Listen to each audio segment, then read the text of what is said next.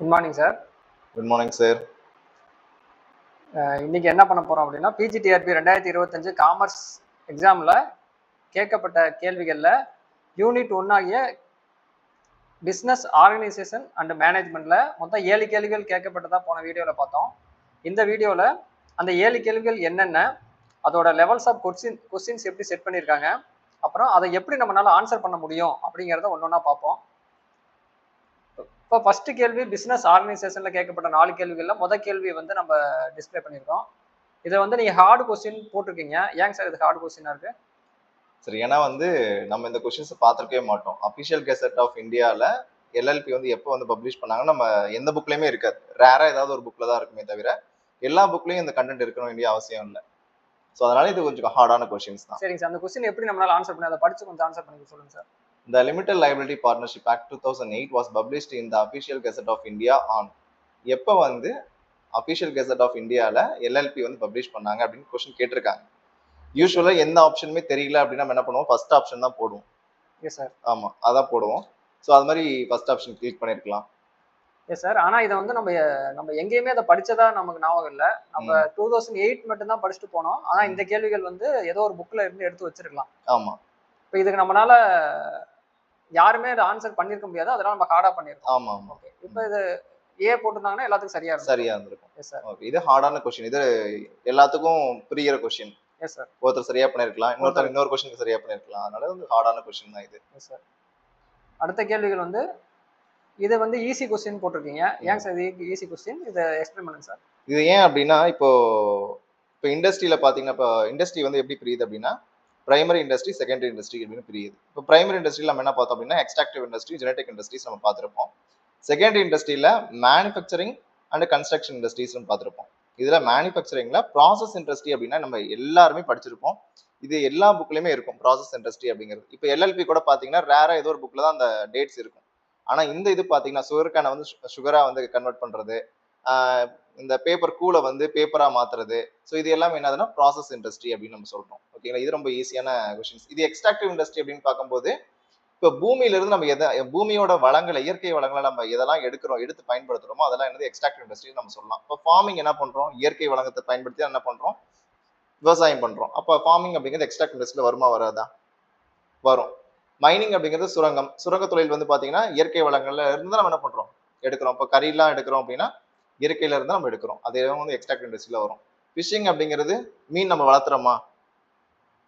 மீன் வளர்த்துறோமா? கிடையாது. கடல்ல இயற்கை கிடைக்கக்கூடிய ஒரு விஷயம், அதை நம்ம என்ன பண்றோம், எடுத்துக்கிறோம். இது எல்லாமே எக்ஸ்ட்ராக்டிவ் இண்டஸ்ட்ரியில வரும். கேள்வி என்ன அப்படின்னு பாத்தீங்கன்னா நாட் அண்ட் எக்ஸ்ட்ராக்டிவ் இண்டஸ்ட்ரின்னு கேட்கறாங்க. எது எக்ஸ்ட்ராக்டிவ் இண்டஸ்ட்ரி இல்லைன்னு கேட்கறாங்க. அப்போ சுகர் கேனை சுகரா மாத்துறதா என்னதுன்னா எக்ஸ்ட்ராக்டிவ் இண்டஸ்ட்ரியில வராது. அது எந்த இண்டஸ்ட்ரிக்குள்ள வரும்? மேனுஃபேக்சரிங் இண்டஸ்ட்ரிக்குள்ள, ப்ராசஸ் இண்டஸ்ட்ரியில வரும்.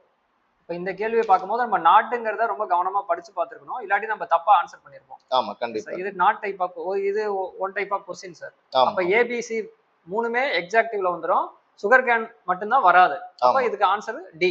ஆமா, ஓகே சார். இப்போ ஒருவேளை ஃபிஷ் ஹேச்சரிங் இன்னும் கொடுத்திருந்தாங்க அப்படின்னா இதுல எதுல வரும்? ஜெனடிக் இண்டஸ்ட்ரியில வரும். எதெல்லாம் நம்ம ரீப்ரொடக்ஷன் பண்றோமோ அது எல்லாமே இதுக்குள்ள ஜெனடிக் இண்டஸ்ட்ரிக்குள்ள வந்துரும்.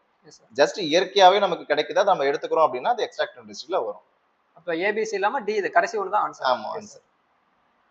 சார் நெக்ஸ்ட் கோஆபரேட்டிவ்ல கேட்டிருக்காங்க சார். இதே நீங்க ஈஸின்னு தான் போட்டிருக்கீங்க. ஆமா. இப்போ இது ஏங்க சார் ஈஸி? இந்த கொஸ்டின் படிச்சு இதுவும் not type of question sir. இதுவும் போன கொஸ்டின் நாட்லாம் கேட்டிருக்காங்க, இதுவும் நாட் தான் கேட்டிருக்காங்க. இதை கொஞ்சம் எக்ஸ்பிளைன் பண்ணுங்க சார். ஆமா, இப்போ வரும் காலத்துல இப்போ இந்த நாட் போட்டு கேட்கறது ரொம்ப ஃபெமிலியரா வந்துட்டே இருக்கு. ஏன்னா அப்படின்னா நம்ம அவசரத்துல என்ன பண்ணுவோம், ஃபீச்சர்ஸ் ஆஃப் கோஆபரேட்டிவ் இண்டஸ்ட்ரியா டக்குன்னு ஒன்று குடிச்சிட்டு போயிடுவோம். இப்போ கோஆபரேட்டிவ் சொசைட்டி அப்படின்னு நமக்கு கிளாஸ் நடத்தும் போது சொல்லியிருப்போம், கம்பெனியோட ஃபீச்சர்ஸ் எல்லாமே ஞாபகம் வச்சுக்கோங்க அப்படின்னு நம்ம சொல்லியிருப்போம்.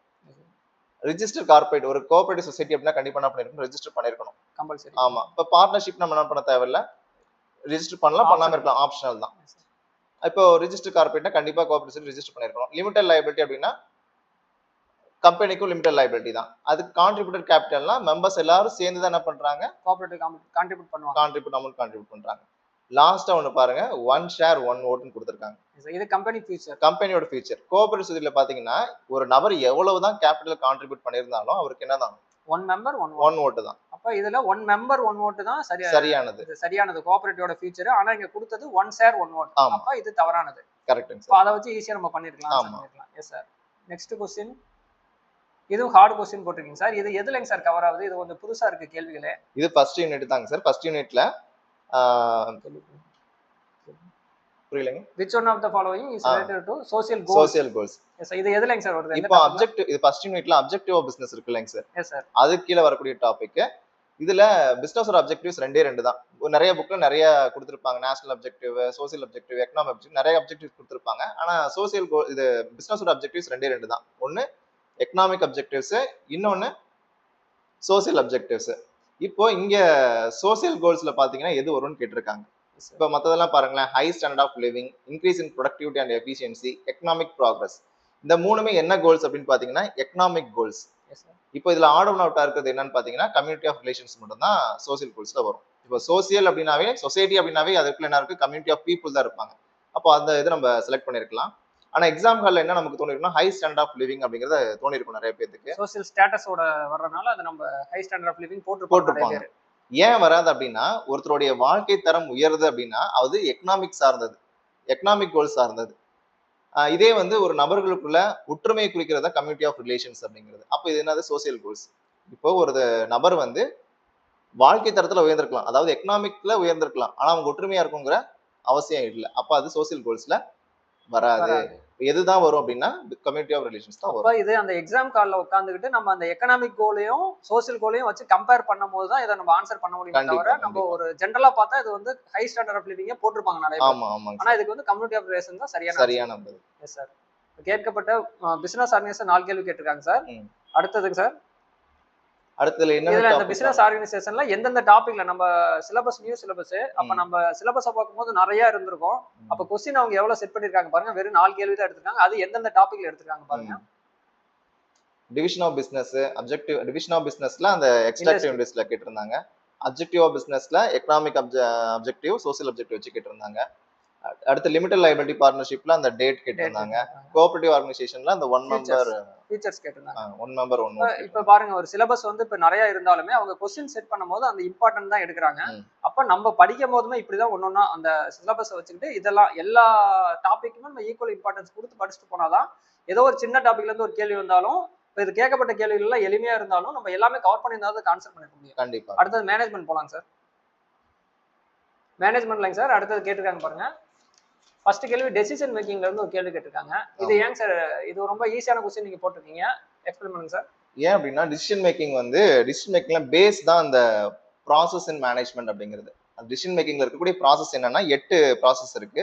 Defining the problem, analysis of the problem, collection of data, developing alternatives, review of key factors, selecting the best alternative, implementing the decision, feedback. மொத்தம் 8 ப்ராசஸ்ங்க சார். இதுல ஃபர்ஸ்ட் ப்ராசஸ் தான் கேட்டிருக்காங்க. அதனால ரொம்ப ரொம்ப ஈஸியான கொஸ்டின் தான். எல்லா புக்லயும் நீங்க பேஸ் படிச்சுட்டு போயிருந்தீங்கன்னா இந்த இது இருந்திருக்கும்.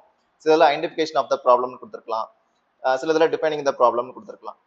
இப்போ ஃபர்ஸ்ட் வந்து நம்ம கொடுத்துருக்கிறது இங்க டிஃபைனிங் த ப்ராப்ளம் கொடுத்துருக்காங்க, அதான் ஆப்ஷன். ஸோ இது ரொம்ப ஈஸியானது. இது ஈஸியா நம்ம ஆன்சர் பண்ணிருக்கலாம். அங்க உட்காந்து நம்ம ப்ரீவியஸ் நாலேஜ் இருந்தாவே இந்த கொஸ்டின் நம்மளால ஆன்சர் பண்ணிருக்க முடியும். அடுத்த கேள்வி சார்.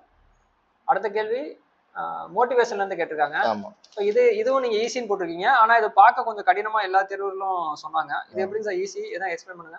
இதுல பாத்தீங்கன்னா இப்போ நமக்கு தெரியும் மோட்டிவேஷனல் தியரிஸ்ல 3 டைப் ஆஃப் தியரிஸ் இருக்கு. Content theories, behavioural theories, process theories. இப்போ நமக்கு கேட்டிருக்கிறது எதுல கேட்டிருக்காங்க, ப்ராசஸ் தியரிஸ்ல கேட்டிருக்காங்க.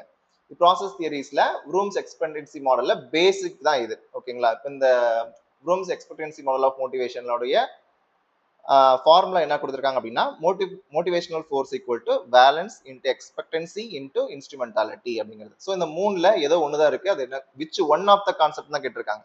அப்ப அந்த 3ல அது ஒண்ணு என்ன கொடுத்துருக்காங்க, இன்ஸ்ட்ருமெண்டாலிட்டி தான் கொடுத்துருக்காங்க. ஸோ அதான் கரெக்டான ஆன்சர். ஷார்ட்கட் இருக்காங்க சார். நம்ம இதை நம்ம கிளாஸ் நடத்தும் போது சொன்னோங்க சார். ரூம்ஸ் அப்படிங்கும்போது ரூம் ஞாபகம் வச்சுக்கோங்க. ரூம்ல ஒரு விஷயத்த ஓரமா வைங்க. ரூம் ஓரமா வெயினா வேலன்சி, எக்ஸ்பெக்டன்சி, இன்ஸ்ட்ருமெண்டாலிட்டி, விஇஐ அவ்வளவுதான். அந்த 3 அந்த ஷார்ட்கட் இருந்தா அதை நம்ம ஆன்சர் பண்ணிருக்க முடியும். ஆனா நிறைய பேர் ரிவார்ட் போட்டிருந்தாங்க. ஏன் அப்படின்னா ரூம் எக்ஸ்பெக்டன்சி மாடல் ஆஃப் மோட்டிவேஷனை எக்ஸ்பிளைன் பண்றதுல ஒரு சின்ன ஒரு புள்ளி தான் என்னன்னு பாத்தீங்கன்னா ரிவார்ட். ஆனா அந்த 3 கான்செப்ட்ல விஇஐ தான் வரும், ரிவார்ட் வராது. ஆமா, இங்க கேட்டிருக்கிறது ஒன் ஆஃப் த கான்செப்ட் கேட்டிருக்காங்க. 3 கான்செப்ட் தான். என்னது, வேலன்சி, எக்ஸ்பெக்டன்சி, இன்ஸ்ட்ருமெண்டாலிட்டி. அந்த ஷார்ட்கட் இருந்தா அதை நம்ம எளிமையா பண்ணிருக்க முடியும். அடுத்த கேள்விங்க சார், லீடர்ஷிப்ல இருந்து ஒரு கேள்வி கேட்டிருக்காங்க. ஆமாங்க சார். இதுவும் நிறைய பேர் கொஞ்சம் டவுட்டா தான் சொல்லியிருந்தாங்க. இதுல என்னன்னு பாத்தீங்கன்னா which type of leadership is related to inspirational approach to leadership. இப்போ ஒரு லீடர் வந்து எப்படி, இப்போ இது வந்து லீடர்ஷிப் ஸ்டைல்ஸ்ல வந்து கேட்டிருக்காங்க சார். இப்போ லீடர்ஷிப் ஸ்டைல்ஸ்ல பார்த்தீங்கன்னா நிறைய இருக்கு. Democratic leadership, transformation leadership, transactional leadership, இந்த மாதிரி நிறைய இருக்கு. ஃபர்ஸ்ட் ஒவ்வொன்றா சொல்றேன், எது ஆன்சரா வரும் நீங்களே சொல்லுங்க. First transactional relationship.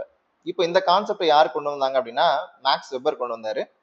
இதுல பாத்தீங்கன்னா ஒரு லீடர் என்ன பண்றாரு அப்படின்னா, ஒர்க்கர் நல்லா பண்ணியிருந்தாங்க, நல்லா வேலை பண்ணியிருந்தாங்கன்னா அவருக்கு ரிவார்டும், ஒர்க் நல்லா பண்ணல அப்படின்னா அதுக்கான பனிஷ்மெண்ட் கொடுக்குறாரு. ஓகேங்களா? அப்போ ஒன்ன கொடுத்து இன்னொன்னு வாங்கிக்கிறாரு. ஒர்க்கர் நல்லா பண்ணாங்கன்னா ரிவார்டு கொடுக்குறாரு, ஒர்க்கர் நல்லா பண்ணலைன்னா பனிஷ்மெண்ட் கொடுக்குறாரு. அப்போ டிரான்சாக்ட் ஆயிட்டு இருக்கு. ஒன்னு கொடுத்தா இன்னொன்னு கிடைக்குது. அப்போ இது டிரான்சாக்ஷன் லீடர்ஷிப். அடுத்து டெமோக்ராட்டிக் லீடர்ஷிப் அப்படிங்கும் பொழுது இதை பார்ட்டிசிபேட்டிவ் லீடர்ஷிப்னு கூட நம்ம சொல்லலாங்க சார். இதுல என்னன்னு பாத்தீங்கன்னா ஒரு லீடர் சபார்டினேட்ஸ் என்ன பண்றாருன்னா டிசிஷன் மேக்கிங்ல ஈடுபடுத்துறாரு. ஓகேங்களா? வாங்கடா நீங்களும் வந்து டிசிஷன் மேக்கிங் எடுத்துக்கோங்க, டிசிஷன் மேக்கிங்ல பங்கெடுத்துக்கோங்க அப்படின்னு என்ன பண்றாருன்னா அலோவ் பண்றாரு. இதுக்கு பேர் என்ன? Democratic leadership. மக்களை அலோவ் பண்றாரு டிசிஷன் எடுக்கிறதுக்கு. அதனால என்னது டெமோக்ராட்டிக் லீடர்ஷிப் நம்ம சொல்றோம். இதுக்கு இன்னொரு பேரு participative leadership. Next informal leadership. இப்போ எந்த ஒரு ஃபார்மல் டைட்டிலுமே இல்லாம, இப்போ மேனேஜர்னு ஒரு கம்பெனில இருக்காருன்னா அவருக்கு ஒரு ஃபார்மல் டைட்டில் கொடுத்துருக்காங்க. நீங்க தான் மேனேஜர், நீங்க உங்களுக்கு இந்த பொறுப்புலாம் இருக்கு அப்படின்னு சொல்லி ஒரு டைட்டில் கொடுத்து அவரை வேலை சொல்ல, அவரை ஒரு லீடருங்கிற ஒரு பதவியை கொடுத்துருக்காங்க. இந்த இன்ஃபார்மல் லீடர்ஷிப் வந்து அப்படி எந்த ஒரு பதவியும் கொடுக்காம ஒரு பீப்புளை இன்ஃப்ளூயன்ஸ் பண்ற கெப்பாசிட்டி அவருக்கு இருந்தது அப்படின்னா அதுக்கு பேர் இன்ஃபார்மல் லீடர்ஷிப்ங்க சார். அடுத்து ஃபைனலா டிரான்ஸ்ஃபர்மேஷனல் லீடர்ஷிப். டிரான்ஸ்ஃபர்மேஷனல் லீடர்ஷிப் அப்படிங்கிற கான்செப்ட் யார் கொண்டு வந்தா அப்படின்னு பாத்தீங்கன்னா ஜேம்ஸ் மெக்ரிகர் பார்ன்ஸ் அப்படிங்கிறவர் கொண்டு வந்தாரு. ஸோ இங்க லீடர்ஸ் எப்படி இருப்பார் அப்படின்னா மற்றவங்கள மோட்டிவேட் பண்ற இடத்துல இருப்பார், ரோல் மாடலா இருப்பார், மற்றவங்கள இன்ஸ்பயர் பண்ணி அந்த வேலையை செய்ய வைக்கக்கூடிய நபரா இருப்பாருங்க சார். ஸோ இப்போ எது ஆன்சரா வரும்னு நினைக்கிறீங்க? C1 டிரான்ஸ்ஃபர்மேஷன் லீடர்ஷிப் தான் இதுக்கு வந்து சரியான ஆன்சரா இருக்கும். ஆனா இது மாடரேட் லெவல் நீங்க போட்டிருக்கீங்க. ஆமா. இதுல பாத்தீங்கன்னா இப்ப ரொம்ப ஈஸியும் சொல்ல முடியாது, ரொம்ப கஷ்டம்னு சொல்ல முடியாது. ஏன்னா எக்ஸாம் ஹால்ல நம்ம தவறி குறிக்கிறதுக்கான வாய்ப்பு இருக்கு, டிரான்சாக்ஷன் குறிக்கிறதுக்கு வாய்ப்பு இருக்கு, இந்த டிரான்ஸ்ஃபர்மேஷனும் டிரான்சாக்ஷனுக்கும் குழப்பம் வரதுக்கான வாய்ப்பு இருக்கு. அதனால மாடரேட் நம்ம போட்டிருக்கோம் சார்.